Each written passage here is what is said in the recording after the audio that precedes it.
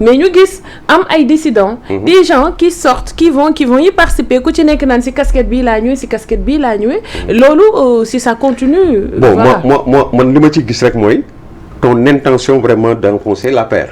mais non non parce que dama gisul c'est-à-dire le fait d'évoquer Pastef ak APR c'est très différent. bokkuñu. Pastef il y a le culte de la personnalité. Il y a une personne qui est l'alpha et l'oméga de Pastef, qui nga xam ni quand il éternue, tout le monde quand il est enrhumé, tout le monde éternue, etc. ou vice versa. C'est loolu moom mooy différence bi am entre l'APR ak le Pastef. N'est-ce pas? On n'est pas en train d'évaluer la démarche de Pastef dans le temps. On est en train d'évaluer cette démarche de certains militants de l'APR aujourd'hui et maintenant, hic et nunc. Donc, on doit se focaliser sur l'indiscipline de ses camarades, que j'ai souligné, que toi-même tu as souligné, que tous les Sénégalais ont véritablement souligné. ñaawlu ko wax ni loolu c'est anti-parti. yaa ngi dégg. man looloo tax mësuma bëgg di bokk ci parti politique parce que li tax bëgguma bokk ci parti politique mooy sama liberté bi ma mën a am pour entreprendre telle ou telle activité. Tant que nag yaa ngi bokk ci biir parti politique bokk ci benn entité il y a le centralisme démocratique qui marche. C'est-à-dire quand la majorité du parti décide quelque chose, c'est pas parce que moi quand le président Macky Sall avait décidé de comment dirais-je de poser l'acte de comment dirais-je l'amnistie, la loi de l'amnistie, la loi d'amnistie, moi j'étais contre et je l'ai exprimé parce que j'étais pas dans la paire. J'étais libre, j'étais un soutien du président Macky Sall, mais sama liberté ba mu tànnee Amadou Ba, j'ai dit que man ànduma ak Amadou Ba du ma ànd ak Amadou Ba. Je l'ai assumé, mais j'étais pas dans un parti politique. J'étais un soutien du président Macky Sall. Aujourd'hui que je suis dans la paire, quand la paire nee na lii du am, mën naa am sama point de vue interne ma ni lii gëmuma ko nii la ñu waroon def nan la ñu waroon def discuter ba xaj tëdd genn tëdd, mais si la majorité décide que ni affaire bi nii la war a demee, tous les militants de la paire doivent se conformer à ça. Maintenant, qu'il y ait eu des actes d'indiscipline de la part de certains responsables qui ont d'ailleurs brillé par leur absence, qui sont de fait, c'est des gens, pour la plupart, à part Abdoulaye Seydou Sow, à sa décharge, qui est un militant actif. Si wolof. Ah, ma ni boo ci génnee Abdoulaye Seydou Sow mi nga xam ni militant actif la. On le voit tous les jours à chaque presque bu ñuy def réunion bu nekk. Abdoulaye Seydou Sow day ñëw teew. conférence de presse bu ñuy def Abdoulaye Seydou Sow day teew. mais paradoxe bi sax paradoxe bi sax si moom la gën a kii. non je termine non le paradoxe. c'est plutôt les gens ont plus indexé. parce que xam nga affaire u maire yi tous les maires yi ce sont des démembrements de l'État. N'est-ce pas? C'est des comment dirais-je des pouvoirs décentralisés de l'État. Donc ñoom quelque part même su fekkee ànduñu ci dara sax ils sont tenus de le faire. ça moom ku xam politique xam état ni muy doxee xam ni du Abdoulaye Seydou Sow mooy tax Abdoulaye Seydou Sow c'est un militant pur et dur. Il y était allé simplement parce que moom c'est un militant, c'est un comment dirais-je un maire d'une commune comme Kaffrine. mais doyen may ma foofu nag justement bu ñu taxawee ci. mën naa terminer ci Abdoulaye waaw après dina ñëw ci Abdoulaye Seydou Sow ba ma duggee APR ba léegi. depuis les élections et même avant ces élections nga xam ni même élections législatives yu mujj yi. même avant loolu. ba ñu perdre pouvoir bi ba léegi. mësuguma gis Abdoulaye Daouda Diallo. lu dul benn yoon laa ko mës a gis au tout début. ci réunion bu APR woote. donc Abdoulaye Daouda Diallo. de fait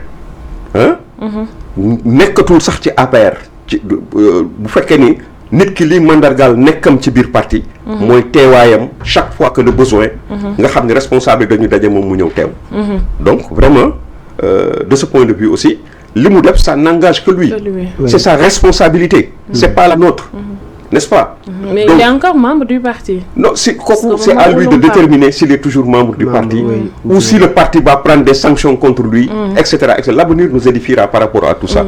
Mais xam nga li tax ma naan la Aziz nga may ma tuuti rek parce que seen parti la voilà xam nga li tax ma naan la il est toujours membre du parti mooy nit ki tant que bindoo sa lettre de démission de façon officielle ba tey dañuy jàpp ne tu es membre du parti même bu fekkee ne da nga cessé say activités waaw si moo tax ma naan la mais il est toujours membre du parti même bu dee da nga cessé say activités politiques mais ñu taxaw ci Abdoulaye Seydou Sow Abdoulaye Seydou Sow duñ ko dégg bi président Macky Sall di dem di def tournée économique à Kaffrine discours bu rëy ba mu defoon ba gars yi defal ko standing ovation mu xamal ko ni moom Macky Sall il est l'alpha il est l'oméga bu ko waxoon tëddal fii dee léegi mu tëdd fii dee alors les gens ont été marqués par ce discours là gars yi gis vraiment benn degré de loyauté benn degré de fidélité mais d'allégeance envers son mentor tey bu ñu ko gisee mu dem mais dafa dem en tant que le maire de Kaffrine ça pose problème am na ñeneen ñu bokk APR nekk ay maire te demuñu d'autres pouvaient dire que ni man je suis maire de telle localité maire de telle ba day Mansour Faye peut-être bu ñu ko dooru woon mandat de dépôt lui aussi il pouvait venir et se prévaloir être le maire de la ville de Saint-Louis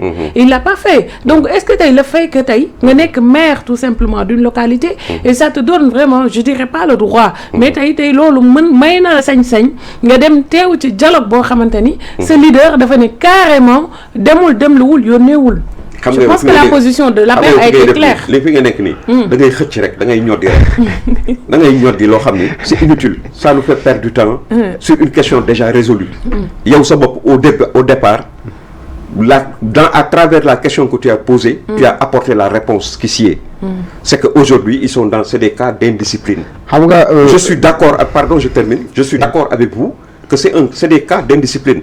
Que ce soit du côté de Abdoulaye Daouda Diallo, que ce soit du côté du j'ai majoré, j'ai dit, c'est plus grave chez l'autre que chez le machin. Parce que Abdoulaye Daouda Diallo, c'est un cacique du parti de l'APR. C'est un membre fondateur de l'APR. Abdoulaye Seydou Sow est venu dans l'APR. Il a quitté le PDS, n'est-ce pas, pour venir rejoindre l'APR. Donc, pour moi, bi nga waxee dama ni man pour man gravité parce que kële la muy représenté ak fonction ya mu occupé fonction ministre des finances fonction ministre du tourisme voilà président d'une institution aussi prestigieuse et tout donc pour man jàpp naa ni Abdoulaye Daouda Diallo cas am encore c'est beaucoup plus criard que le cas de Abdoulaye Seydou Sow. Très bien. Voilà. Merci. Alors Aziz. Non, yow laay jox parole. Le temps que me permette Bara Djibi mu installé wu. Alors Aziz, sa lecture par rapport ak la participation de certains membres de l'APR ci dialogue bi nga xamante ni njiitu réew mi woote na ko donte que seen mentor Macky Sall li mu xamle woon mooy participer wul ci dialogue bi. D'ailleurs, ils avaient même donné des arguments yoo xamante ni c'est pour expliquer askan wi lan moo tax ñoom APR duñu dem dialoguer mais gis nañ ay militants yoo xamante ne ba léegi ci parti bi lañ bokk dem dialoguer ban jàngat nga am ci loolu. waaw mais presque boo xoolee doyen résumé na lépp dañuy respecter seen dem si dialogue bi ñoom membre APR yooyu.